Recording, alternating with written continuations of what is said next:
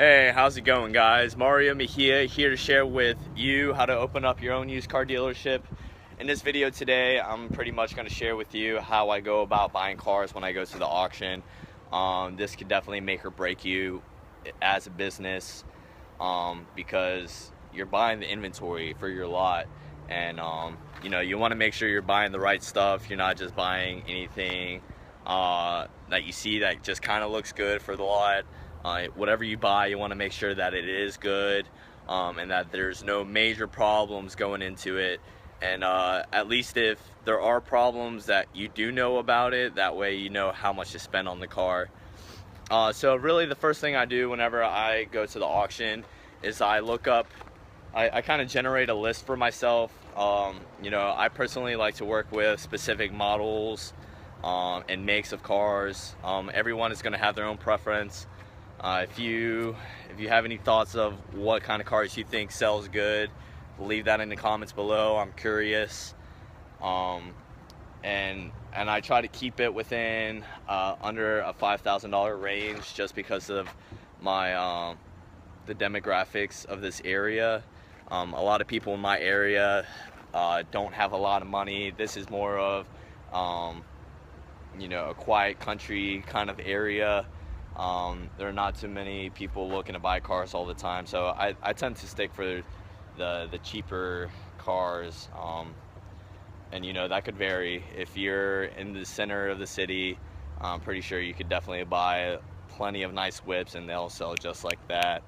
But for my area where I'm located, I stick for the cheaper stuff. And trucks sell really good in this area too. So yeah, that's kind of what I do, is I go ahead and I filter out my list. Now I know Mannheim is a pretty popular auction to go to. They're located in all 50 states. And so I go to Mannheim, the Mannheim website, and I generate this list.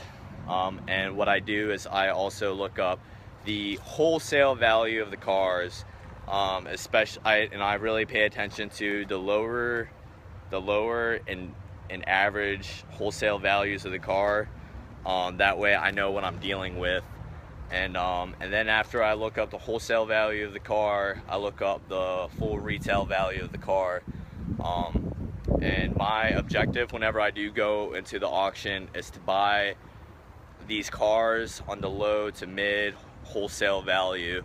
I avoid overpaying on cars. I've had that happen to me before, where I've actually overbidded on a car by $1,000, reaching full retail value.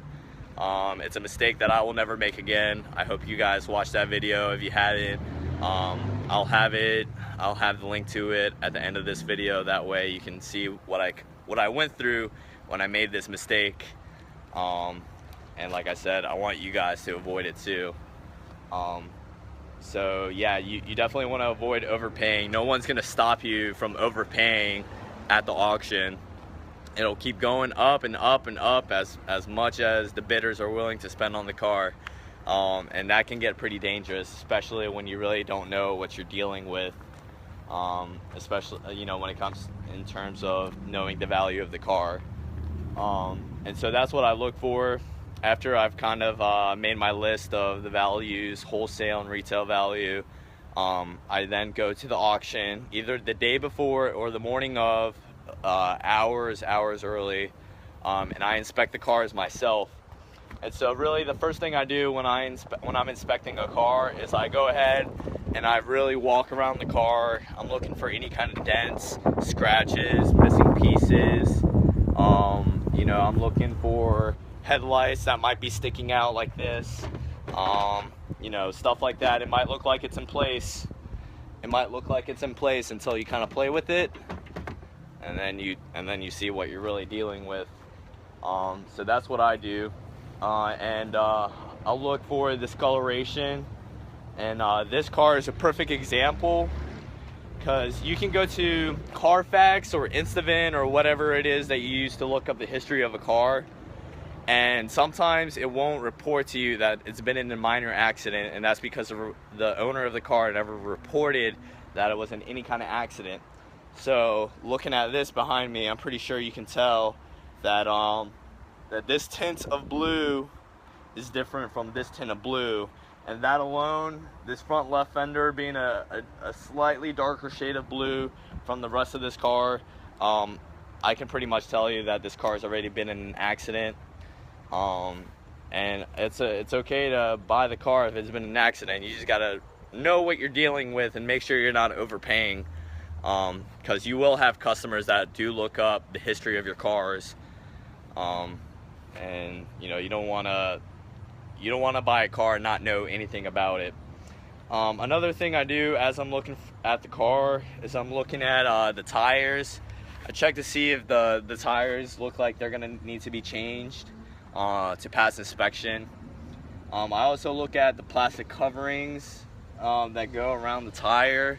I check to see if it's missing, if it's correctly put into place, because if the plastic is missing or if it hasn't been correctly put into place, A, it's either been in an accident, or B, someone's done some work under the car, and obviously it wasn't a real mechanic, or else they would have put it back properly together. So that could be kind of fishy. I know some people like to shake their tires. If it's like real loose, it could mean that the rack and pinion is bad, so you try to avoid that. So I mean, me personally, just with the color discoloration and the missing plastic in this car, I personally wouldn't have bought it. But for your benefit, I'm gonna continue on with this car. So I pretty much continue walk, check for all the lights and everything to make sure it's in good condition. And if I like it, then what I'll do is I'll take the next step, and I actually step inside of the car. I look all around the car. I look at the carpet, the ceilings. I check to see what kind of interior damage I'm dealing with. Sometimes you'll see like a hanging ceiling. The fabric from the ceiling is hanging. That's an indicator there. Just that, it tells you that whoever owned the car was a smoker, and that's because the tar will actually get in between the fabric and the ceiling, and that's what causes it to drape. So dealing with cars, you learn small things like this at a time. And so like I said, what I usually do is I go ahead, I sit inside of the car, I start it, I listen for any weird sounds. If it sounds off to me, then right there, I'll open up the hood and I'll look at it, see if it's a problem that I could see there. If it's something that I'm not comfortable dealing with, I'd go ahead and I drop it. I don't even bother with it anymore. But if it isn't making any weird sounds or anything like that, I take another step further and I use this Obd Scanner. This cost me $260. It's expensive, but it's an investment that'll save your butt so many times. They do have these like $40 scanners. What's so different about mine is that it actually communicates with the car in real time, and it'll tell you if there's any errors on the dash or any errors with the car that doesn't pop up on the dashboard. And you got to be careful, because what will happen a lot of the times is that these dealers, they go into the auction, and before they let it go for sale, they put this OBD scanner and they erase all the codes. And if you have your $40 scanner, it's not going to pick up that code because it's not communicating with it real time. So with my $260 scanner, it's capable of doing that, and it's saved my butt so many times. The dashboard looks like it's all good, the car is running real smooth, but then my OBD scanner tells me that the hybrid battery pack is going bad. And if you know anything about hybrid batteries, it's not an easy fix. It's actually pretty expensive.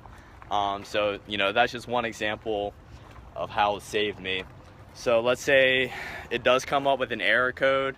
I usually only buy the cars if it has an error code, only if it's something that I'm comfortable working with.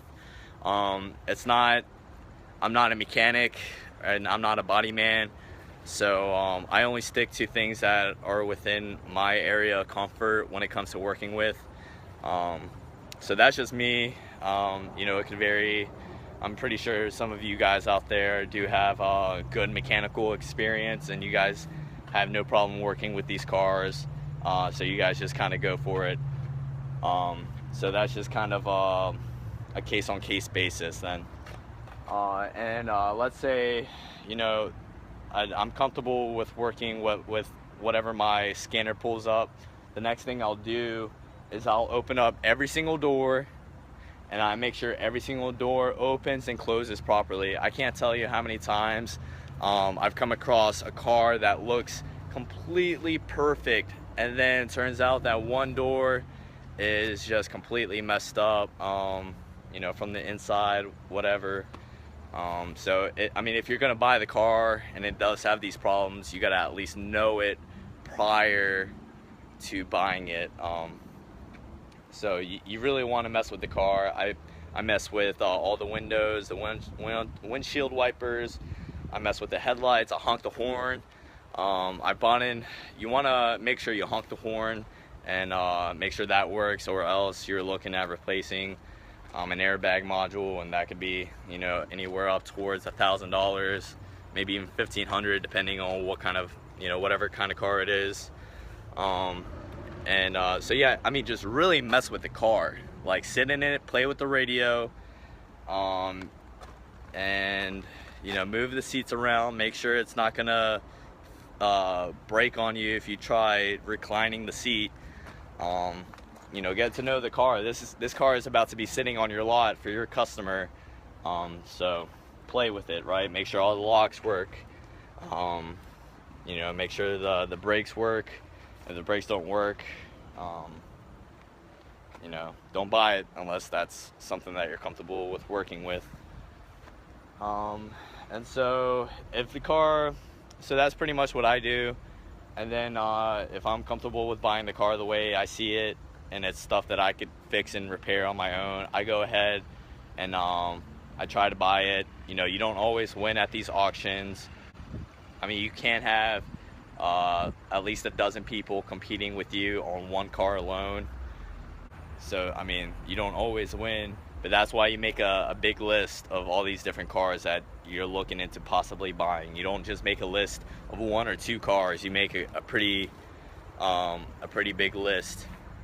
And again, you want to make sure that you're looking to buy the car on the lower to mid wholesale value of the car and not overpay for it, because you really make the money when you buy the car.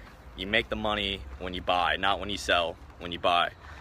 So that's something that you'll learn on your own if you haven't learned that already. And that's pretty much all I do when I check out my cars. So if you guys have any thoughts, concerns, leave your thoughts in the comments below. If you like this video and it helps out, give me a like, subscribe, and stay tuned. I'll be making more videos. Hope you guys like them, and peace.